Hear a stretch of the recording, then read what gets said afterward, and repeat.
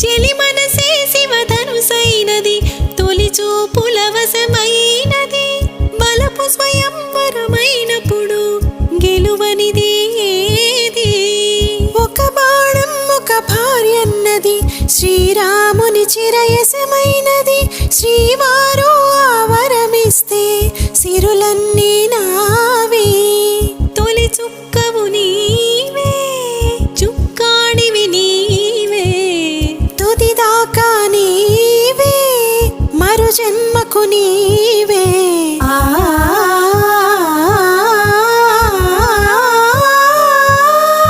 రాముడు అనుకోలేదు జానకి పతి కాగలనని ఆనాడు